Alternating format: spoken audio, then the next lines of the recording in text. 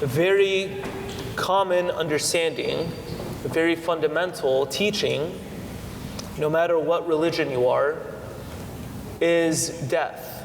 We all know what happens when people die. It is that point in time where the soul is separated from the body.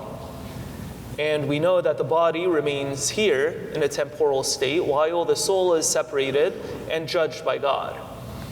And again, this is something that is very fundamental. You don't need a rocket science to know that when someone passes away, the soul is separated from the body and the body remains here. That's why a lot of times you hear people saying, the things in this world don't matter, right? You always hear people saying, don't be too attached because we can't take anything with us when we pass away. And again, it's a healthy reminder, but in our faith, in Catholicism, that's not it. That's just the beginning. That's not the full picture of what our faith teaches us. Because in the creed, anytime we say the creed, towards the end, we say something about hope in the resurrection of our bodies. What does this mean?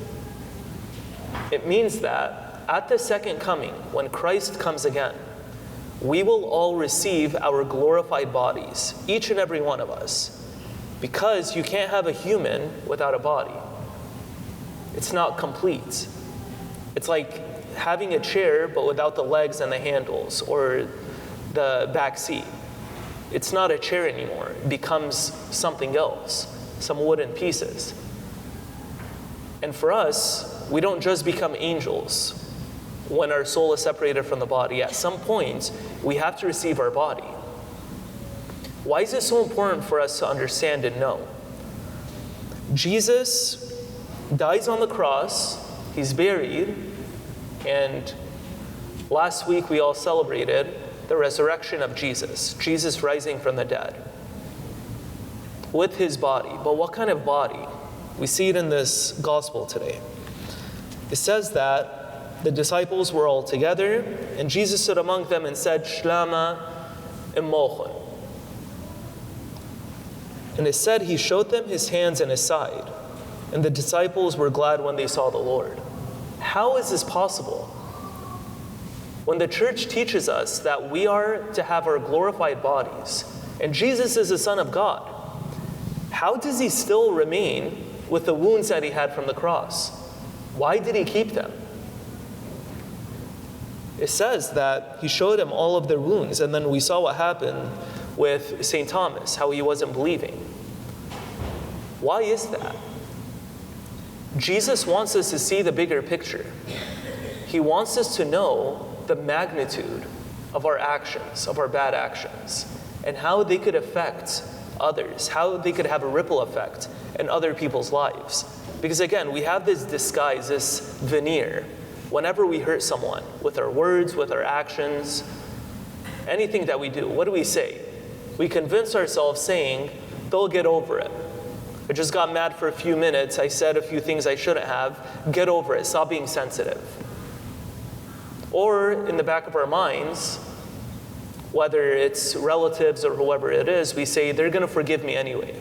I'm their relative. I'm their spouse. I'm their child. They're always going to forgive me. And we keep giving ourselves excuses to justify the hurt that we cause other people. But Jesus keeping the wounds that he had, even after the resurrection, is a testament to all of us that the way we affect other people could sometimes be permanent and everlasting.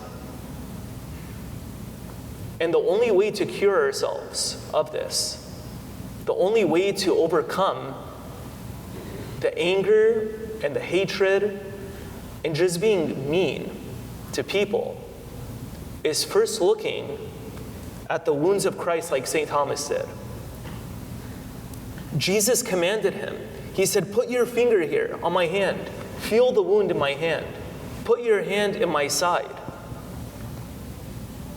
If we really want to overcome these deficiencies and vices that we have to do as St. Thomas said. Go to the cross, go to the wounds of Christ, and look at what our sins caused first. which is for the Son of God to be crucified on a cross. When we look at his wounds, when we examine his wounds, when we touch his wounds, like St. Thomas did, and it becomes a very humbling experience. We then begin to realize, I'm not all that, but also that the things that I brush away, the people that I call sensitive, the people that I think will love me anyway, that mentality begins to change, and it must. Because in our lives, on this journey, we are meant to grow and transform. And that doesn't happen if we keep justifying our immoral actions over and over and over again. We are meant to become anew. And in the wisdom of the Chaldean church, we see the following Sunday that comes right after the resurrection is a feast we call Shaba, New Sunday. It allows us and it gives us an opportunity and reminds us to renew ourselves to Christ.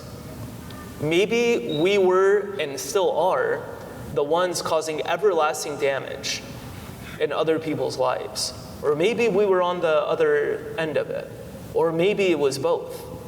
No matter what it was, the power of the resurrection, even though Christ appeared to them still with his wounds, he still carried his wounds, it still gives us hope. Because one of the first words that Jesus utters to them is, "Peace be with you." Even with the wounds, even with the fear that the disciples probably had, Jesus assures them that when we begin this new journey, when we are created anew, he is with us and grants us a peace that we need. Amen.